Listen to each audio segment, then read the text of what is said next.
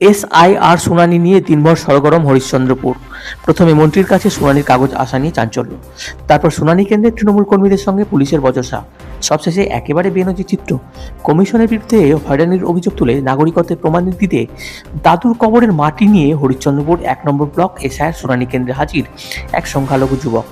ওয়ারি দৌলতপুর এলাকার যুবক সালেকের তাজ্জব করা এই ঘটনায় চাঞ্চল্য ছড়িয়েছে।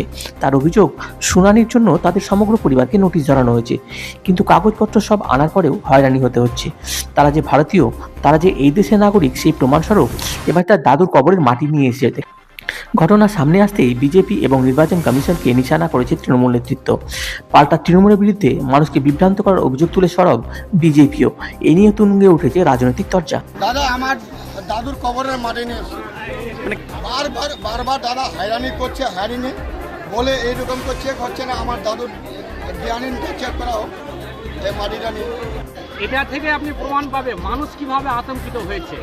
মানুষকে নির্বাচন কমিশন এই এসআইআর এর নামে একটা মৃত্যুর লাইনে দাঁড় করিয়ে দিয়েছে। মানুষকে কীভাবে মেরে ফেলা যায়, মানুষকে কীভাবে হত্যা করা যায়, তারই একটা ব্যবস্থা করেছে নির্বাচন কমিশন। তার প্রমাণ আজকে হরিশ্চন্দ্রপুর আপনি এখানে দেখলেন ব্লক 1-এ, যে তার প্রমাণ দেওয়ার জন্য যে ভারতীয় সে নিয়ে এসছে ওর দাদুর কবরের মাটি নিয়ে এসছে।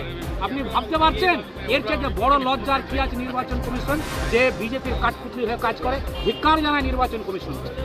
আজকে একটা সরকারি সংস্থা, সে সবাইকে নোটিশ করতে পারে, সে স্বাধীনভাবে কাজ করছে, ওকে কাজ করতে দেওয়া উচিত।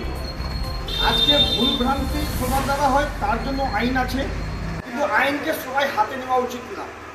আজকে সারা পশ্চিমবাংলায় তৃণমূল কী করছে, যে ওরা একটা এমন রাজ্য সৃষ্টি করছে যে মানুষকে বিভ্রান্তিতে করে দিচ্ছে।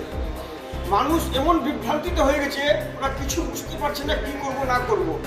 আজকে একটা নোটিশ যেতেই পারে, আজকে কোর্ট থেকে নোটিশ আসলে মানুষ কোর্টে যায় কি না, তেমনি নোটিশ দিয়েছে, আপনি কাগজপত্র জমা দিয়ে দেন, আপনার কাজ হয়ে যাবে। এতে বিভ্রান্তি ছড়াবার কিছু নাই। এই যে মাটি নিয়ে এসে এগুলো যে করছে, অশান্তি সৃষ্টি করার একটা পরিকল্পনা হচ্ছে। এই পরিকল্পনায় সাধারণ মানুষ পা দিবে না। ওরা বুঝতে পেরেছে সাধারণ মানুষ যে তৃণমূলের পায়ের তোলার মাটি শেষ হয়ে গেছে, এই মাটি নাই, এই জন্য ওরা এগুলো কাজ করাচ্ছে নিজের